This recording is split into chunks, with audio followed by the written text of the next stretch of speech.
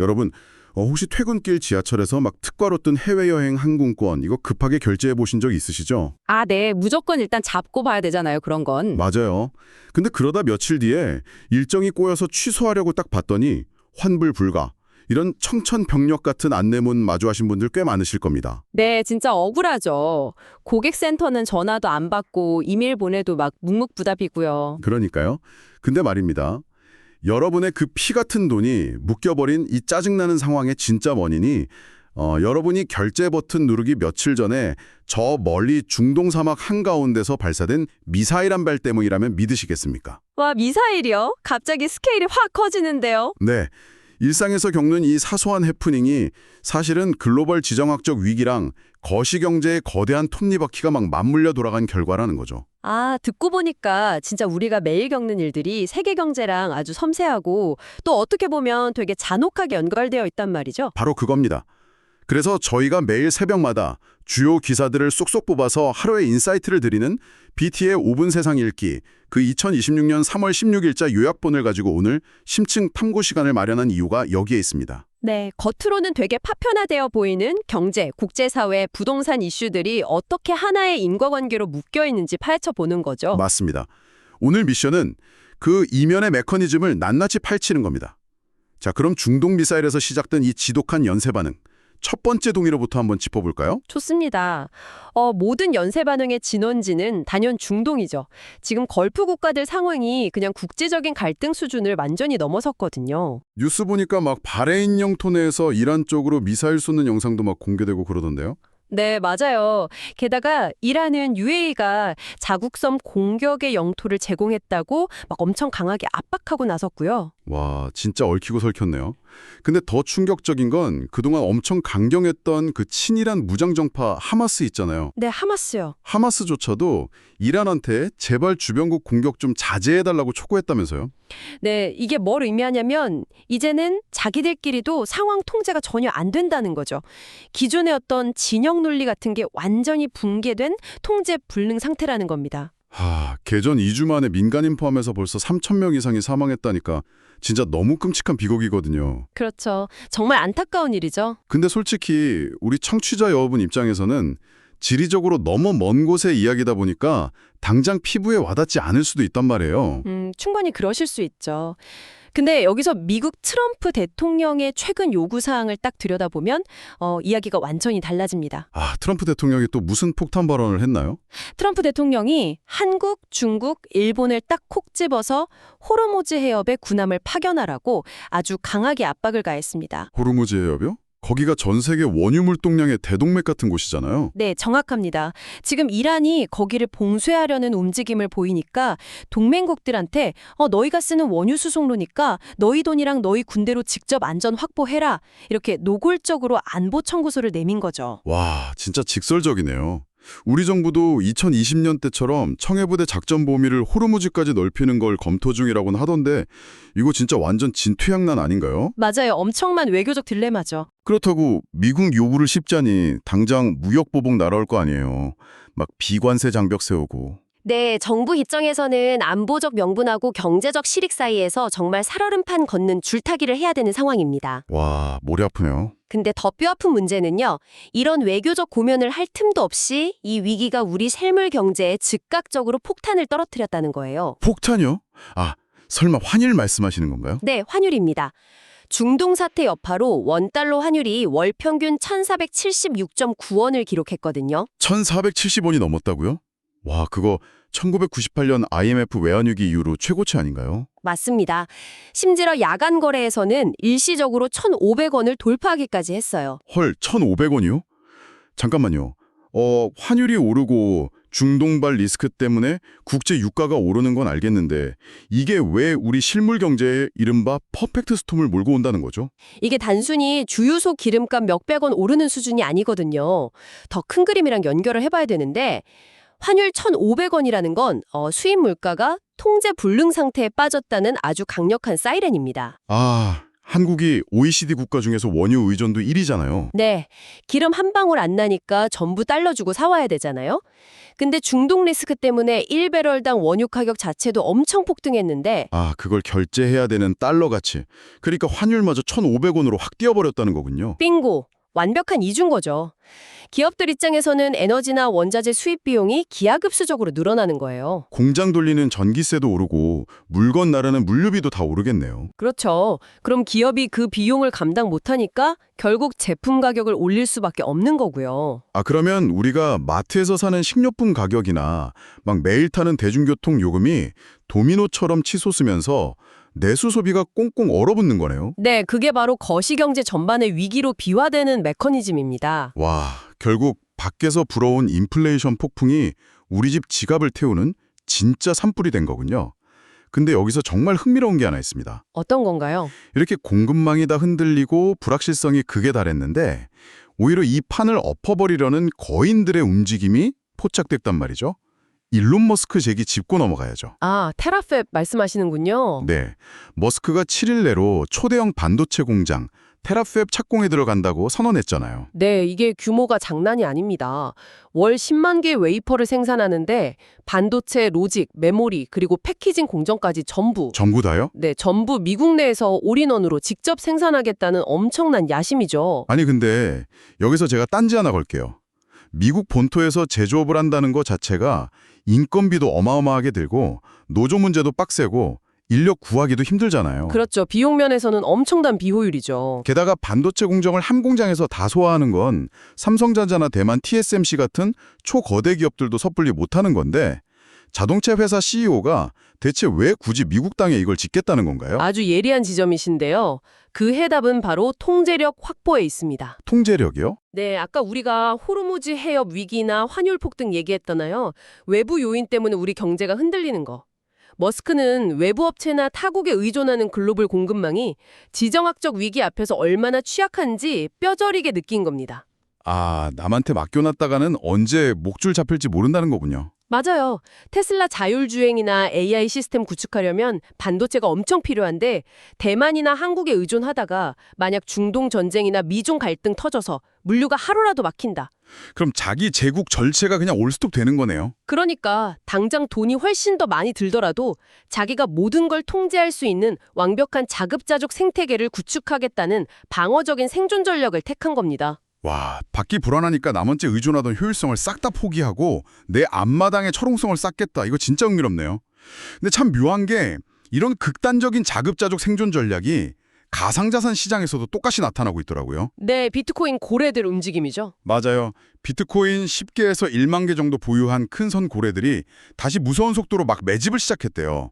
전체 공급량의 68.17%를 일주일 만에 쓸어 담았다고 하던데 맞나요? 네, 글로벌 금융 시스템 불확실성이 워낙 커지니까 국가 통제를 안 받는 탈중앙화 자산으로 도피처를 만드는 거죠. 아, 국가가 못 건드리는 자산으로 도망가는 거군요. 그렇죠. 분석 플랫폼 센티먼트에서는 이걸 강세 신호로 봐요. 코인이 조급한 사람들 손에서 장기 보유하는 고래들 손으로 넘어가고 있으니까요. 근데 온체인 분석과 윌리 우의 분석을 보면 상황이 그렇게 단순하지만은 않습니다. 왜요?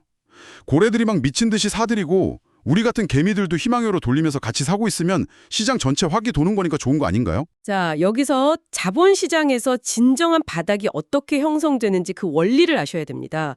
고래들이 싼 값에 엄청난 물량을 쓸어 담으려면 누군가는 그 물량을 시장에 던져줘야 하잖아요. 아, 그렇죠. 사는 사람이 있으면 파는 사람이 있어야 하니까. 네, 그 물량이 폭포수처럼 쏟아지는 순간이 언제냐면 바로 개인 투자자들이 희망을 다 버리고 이제 진짜 끝났다 하면서 공포에 질려 손절하는 순간, 즉 항복의 순간입니다. 와, 그러니까 고래들은 개미들이 피눈물 흘리면서 던지는 그 유동성을 다 받아먹고 바닥을 다진다는 거네요. 너무 잔인한데요. 맞습니다. 냉혹하죠. 근데 지금은 여전히 개인 투자자들이 낙관론을 펼치고 있거든요. 아직 희망을 안 버린 거군요. 네, 대중이 희망을 안 버렸기 때문에 매물이 충분히 안 쏟아지고 고래들의 입장에서는 굳이 가격 올려가면서 사줄 이유가 없는 겁니다. 아, 기다리면 알아서 떨어질 텐데 뭐하러 비싸게 사냐 이거죠. 그렇죠. 결국 대중의 기대가 완전히 꺾이고 절망할 때까지 바닥 확인이 지연되고 고통스러운 약세장이 훨씬 길어질 수 있다는 겁니다. 네, 고래들은 그냥 개미들 지쳐 떨어질 때까지 입 벌리고 기다릴 뿐이다. 절대 먼저 샴페인 안 터트린다. 와, 소름 돋네요. 네, 그게 자본의 습성이죠. 자, 지금까지 글로벌 거인들은 자기만의 요새 짓고 코인 고래들은 대중의 절망을 기다리면서 각자 도생하는 걸 봤는데요. 그럼 당장 우리 두 발이 닿아 있는 국내 현실은 어떨까요? 아주 뼈아픈 현실이죠. 네, 2026년 대한민국 확연한 K자형 양극화로 진짜 비명을 지르고 있습니다. 먼저 K자 곡선 윗부분, 그 난공불락이라 불리던 강남부동산부터 볼게요.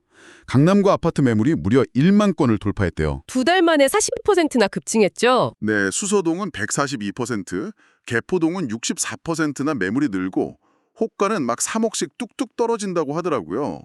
강남 불패라더니 왜 갑자기 이런 엑소더스가 시작된 겁니까?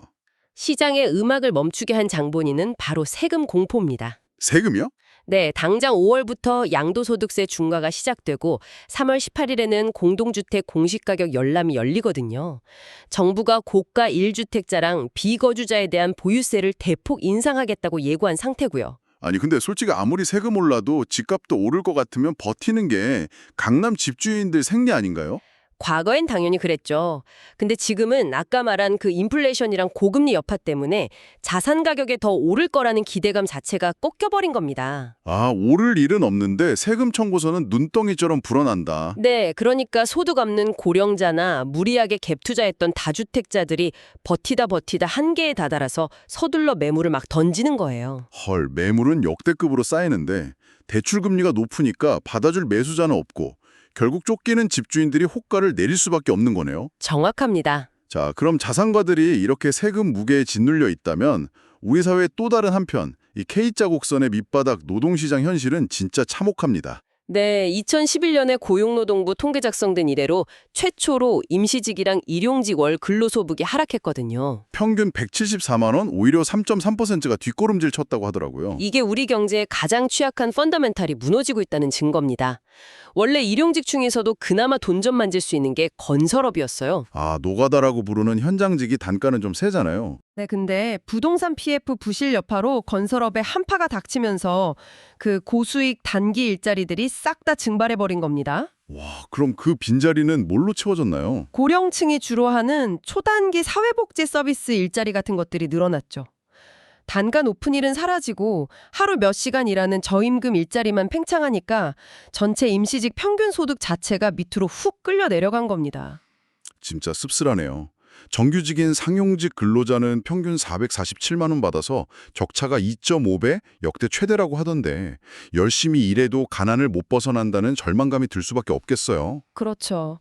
그래서 정부도 이 벼랑 끝 노동자들을 돕기 위해서 근로장려세제, 즉 EITC를 개편한다고 나선 겁니다. 아, 그 EITC 개편안이 어떻게 서민들 숨통을 좀 틔워준다는 건가요? 기존 제도의 맹점을 고치는 건데요. 예전에는 장려분 기준이 총자산이었어요.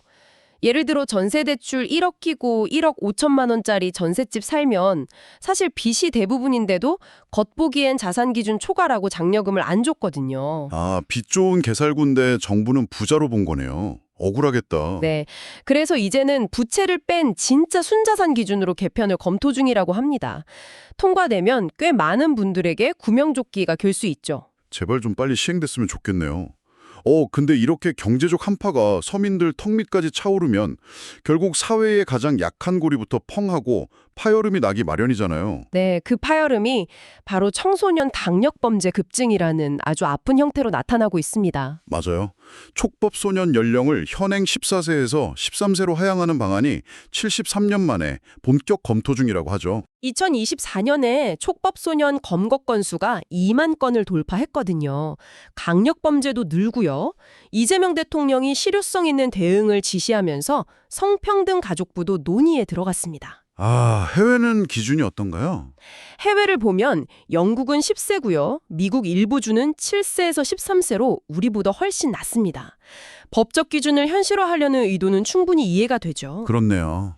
하지만 여기서 많은 교정 전문가들이 아주 본질적인 질문을 하나 던지고 있습니다. 어떤 질문이요? 나이 1살 내리는 것만이 능사냐? 뭐 이런 건가요? 네, 맞습니다.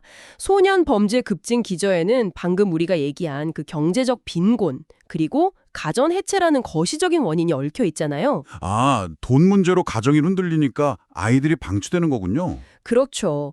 처벌 대상 넓히는 것도 중요하지만 지금도 포화 상태인 소년 교도소의 교정 기능 자체를 획기적으로 고치지 않으면 어떨까요? 들어가서 오히려 더 나쁜 짓을 배울 수도 있겠네요. 맞습니다.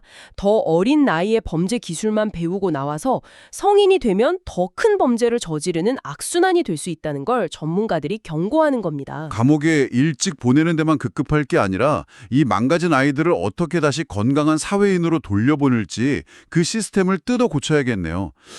아, 경제적 압력이 아이들 일탈로 이어지는 이 도미노, 참 마음이 무겁습니다. 네, 그렇습니다. 자, 여러분. 이렇게 팍팍한 살림살이 걱정하고 막 우울한 뉴스 듣다 보면 진짜 다 던져두고 해외로 훌쩍 떠나고 싶어지잖아요. 아유, 그럼요. 작년에만 해외 출국자가 2,872만 명이었다고 하니까요. 자, 그럼 이제 제가 오프닝에서 던졌던 그 미스테리를 풀 시간입니다. 머리 식히려고 샀던 내 특가 항공권. 그 얄미운 환불 불가 정책이 도대체 어떻게 중동 미사일이랑 연결되는 겁니까? 이 연결고리를 이해하시면 오늘 우리가 다룬 모든 이슈가 하나의 나비 효과로 쫙 깨어지실 겁니다. 아까 중동이기 때문에 국제 유가 치솟고 달러 환율 1,500원 뚫었다고 했잖아요. 네, 수입 물가 폭등한다고 하셨죠? 그 폭풍의 직격탄을 제일 세게 맞는 기업 중 하나가 바로 외국계 저가 항공사, 외항사들입니다.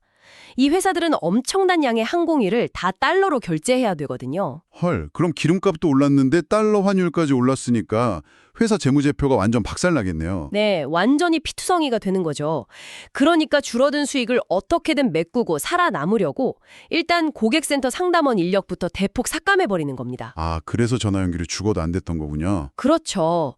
그리고 일단 고객 지갑에서 들어온 현금은 무조건 쥐고 안 내주려고 환불 불가나 과다 위약금 같은 꽁수여건을 방어막으로 딱 쳐놓는 거예요. 와, 팩트가 그렇습니까? 네, 국토교통부 자료 보면 2025년 기준 외항사 피해 접수가 국내 항공사의 3배입니다. 피해의 59%가 과다 위약금이랑 환급 지연이고요. 미쳤다 진짜. 결국 싼 가격 뒤에는 환불을 포기시키거나 소통 창구를 아예 닫아버리는 그 외항사들의 아주 눈물겨우면서도 치명적인 생존 전략이 숨어 있었던 거네요. 네, 맞습니다. 와, 진짜 머리 한 대 맞은 기분입니다.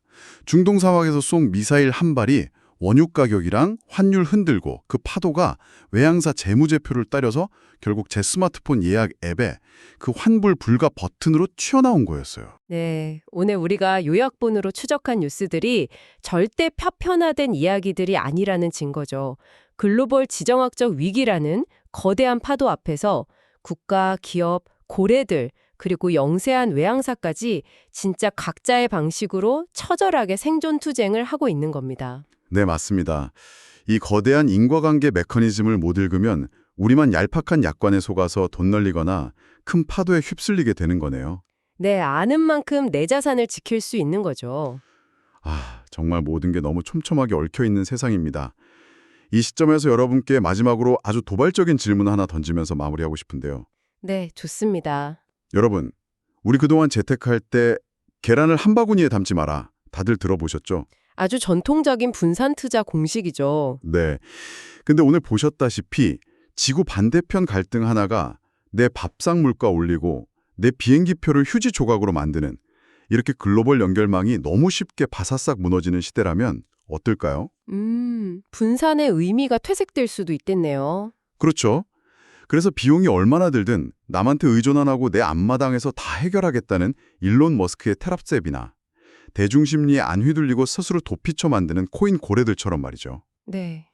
어쩌면 이 극단적인 불확실성의 시대에는 외무 변수를 아예 0으로 만들어버리는 완전한 자급자족, 그리고 내 자산에 대한 절대적인 통제력만이 유일한 생존 전략이 아닐까 이런 생각도 듭니다. 와, 그거 진짜 한번 깊게 고민해 볼 만한 화두네요. 네. 여러분은 지금 이 토네이도 속에서 전통적인 분산 투자의 성벽을 쌓고 계십니까? 아니면 여러분만의 단단한 자급자족 요새를 짓고 계십니까? 오늘 방송 들으시면서 여러분의 삶의 방식 한번 싹 돌아보시길 바랍니다. 이게 진짜 아하! 하는 통찰의 모멘트가 되었길 바라고요. 얽히고 설킨 세상 톱니바퀴 가장 명쾌하게 꿰어내는 저희 BT의 5분 세상 읽기 심층 탐구 다음번에도 날카로운 분석 꽉꽉 채워서 돌아오겠습니다. 함께해 주신 여러분 고맙습니다.